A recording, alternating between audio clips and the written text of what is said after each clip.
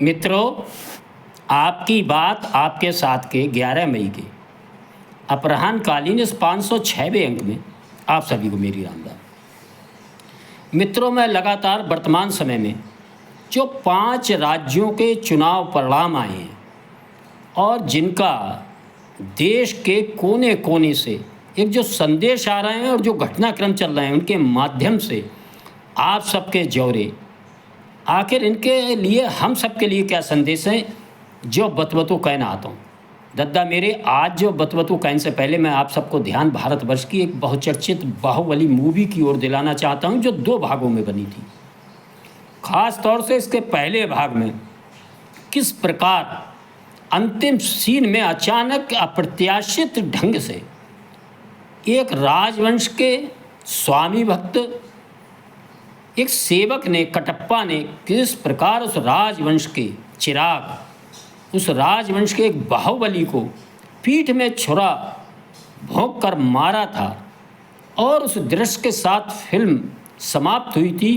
तो पूरे भारतवर्ष में एक प्रश्नवाचक चिन्ह, लोग एक दूसरे से पूछते थे, बड़ा उन्हें कौतूहल था कि आखिर कटप्पा ने बाहुबली को क्यों मारा। मित्रों, ये प्रश्न भारत में जब तक उस फिल्म का दूसरा भाग नहीं आ गया और वो सारा प्रकरण निकल के नहीं आया, तब तक लोगों के मन मस्तिष्क में रहा था। आज भी इस भारतीय राजनीति के एक प्रकरण के माध्यम से, खास तौर से तमिलनाडु में सी जोसेफ विजय की नवगठित 2 वर्ष पुरानी पार्टी ने जिस प्रकार अप्रत्याशित रूप से तमिलनाडु के अंदर सरकार बनाने का दावा पेश किया था और निश्चित ही उस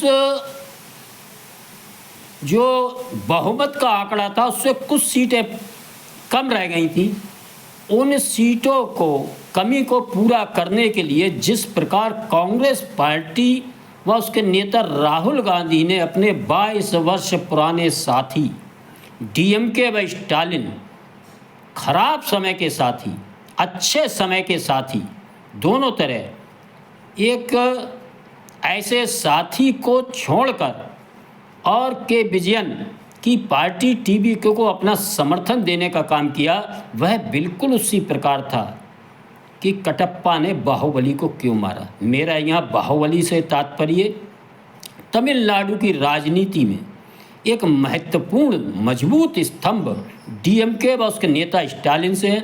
वह डीएमके, वह स्टालिन जिनके समर्थन से कांग्रेस पार्टी ने यूपीए फर्स्ट और यूपीए सेकंड दोनों पार्टियों में जिस पार्टी का महत्वपूर्ण योगदान था वह डीएमके पार्टी थी। ये उस समय डीएमके कांग्रेस का साथ छोड़कर अटल जी की सरकार के साथ आ जाती तो वह 10 वर्ष अटल जी और भाजपा की सरकार बनती।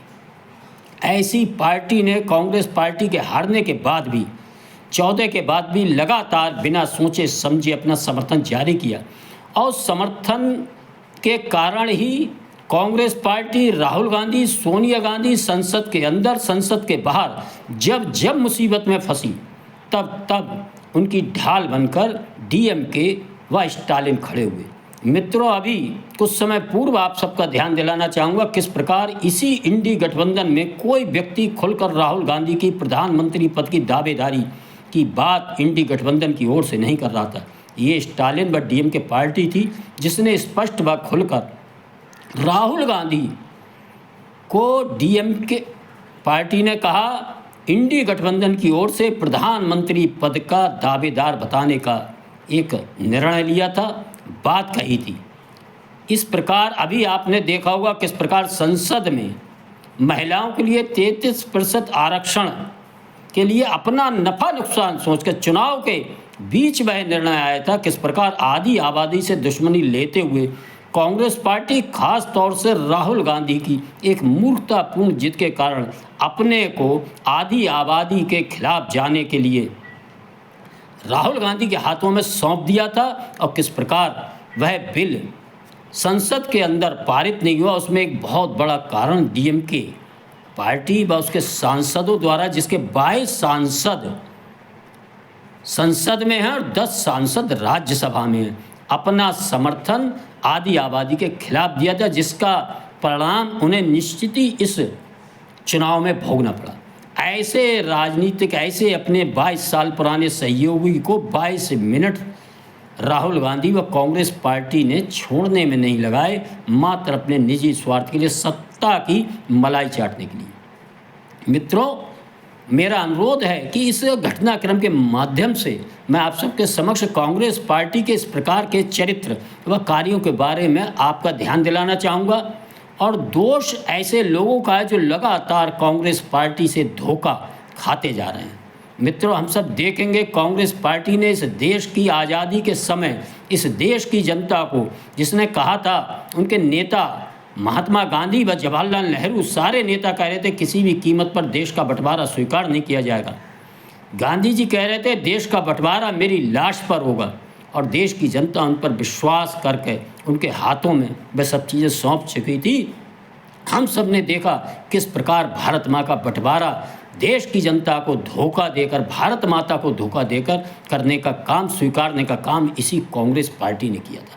समय समय पर किस प्रकार संविधान के निर्माता, संविधान के जनक ऐसे डॉक्टर भीमराव रामजी अंबेडकर को भी धोखा देने का काम किया था। ये ऐसे इतिहासों से, ऐसे कार्यों से कांग्रेस का इतिहास भरा हुआ है। वह नेताजी सुभाष चंद्र बोस हों, वह चाहे इस देश का सनातन समाज हो, आप देखेंगे आगे बढ़ते हो किस प्रकार इस देश के लोकतंत्र को धोखा देकर, किस प्रकार सन 75 में कांग्रेस पार्टी ने इमरजेंसी लगाने का काम किया था।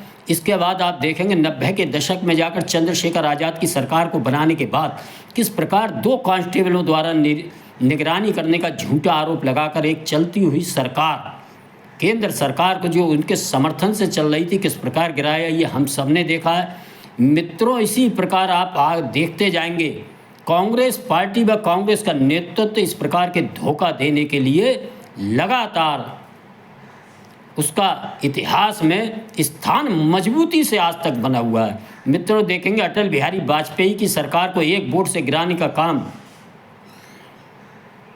उनके नेता उड़ीसा के मुख्यमंत्री गिरधर गेमांग ने किया था। मुख्यमंत्री होने के बाद भी वह लोकसभा में एक असंवैधानिक रूप से, गलत तरीके से वह अपना वोट डालने आए थे। उस वोट के कारण किस प्रकार एनडीए की, अटल बिहारी वाजपेयी जी की सरकार गिरी थी, वह हम सब ने देखा। उसके पीछे भी कांग्रेस पार्टी व उनकी नेता सोनिया गांधी व राहुल गांधी जैसे लोगों का ही हाथ था। ये धोखा समय समय पर हम सब ने देखा है, किस प्रकार सुरक्षा कारणों से देश के साथ किस प्रकार का देश को अंधकार में रखा था। सन 62 में देश की जनता से धोखा किया और चीन को एक देश का बहुत बड़ा हिस्सा सौंपने का काम किया। कश्मीर में जिस प्रकार उन्होंने देश के साथ धोखा देने का काम किया और पीओके के रूप में कश्मीर का बहुत बड़ा हिस्सा पाकिस्तान के हाथों गंवाने का काम किया, यह एक बहुत बड़ा धोखा कांग्रेस पार्टी का। इस प्रकार के धोखों से, कार्यों से कांग्रेस का इतिहास भरा हुआ है।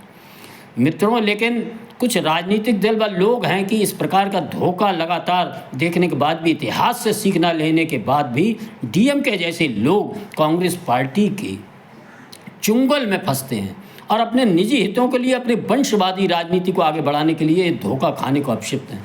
मित्रों, इसी क्रम में वर्तमान समय में जो स्टालिन और डीएमके पार्टी ने धोखा उठाया है, वह आगे भी वह धोखा अन्य लोगों को मिलने जा रहा है। आप सब देखेंगे 27 के चुनाव में उत्तर प्रदेश के अंदर समाजवादी पार्टी व उनके मुखिया अखिलेश यादव भी ये धोखा उठाने के लिए अपने को तैयार रखें। इसी प्रकार का धोखा पश्चिम बंगाल के अंदर एक मजबूत बाहुबली राजनीतिक रूप से समर्थ टीएमसी के नेता ममता बनर्जी को बीच चुनाव के बीच किस प्रकार जो इंडी गठबंधन की प्रमुख नेता थी उनके खिलाफ काम करने का काम किया था। मैंने इससे पूर्व एक अंक में आप सबसे चर्चा की थी, इनके इन्हीं कारणों के कारण, धोखा देने की प्रवृत्ति के कारण कि 4 मई और इंडी गई।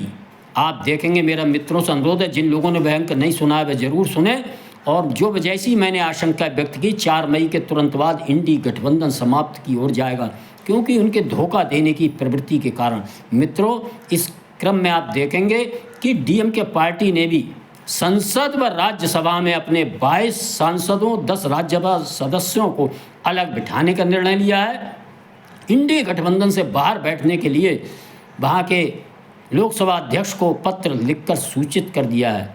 मेरा जो आशंका थी 4 मई और इंडी गई, आप देखेंगे ममता बनर्जी भी इंडी गठबंधन से अपना अलग रास्ता अपनाएंगी। मैं इस विषय पर अगले अंक में आपसे चर्चा करूंगा कि क्या ममता बनर्जी राहुल गांधी के सामने एक विकल्प इंडी गठबंधन के अंदर मजबूती से अपनी रास्ता अलग तैयार करेंगी। इस अंक में मैं अगले अंक इस विषय पर चर्चा करूंगा। मित्रों, मेरा अनुरोध है 27 के चुनाव व चुनाव के बीच या चुनाव के बाद आप देखेंगे चुनाव से पहले अखिलेश यादव व समाजवादी पार्टी को भी कांग्रेस पार्टी इसी प्रकार धोखा देगी। मेरा इस अंक में वाणी और विराम देने से पहले आप सबसे निवेदन है, कृपया इन अंकों को सुनकर लाइक करें, शेयर करें, चैनल को सब्सक्राइब करें। धन्यवाद। जय श्री राम, जय श्री वाल्मीकि भगवान, भारत माता की जय।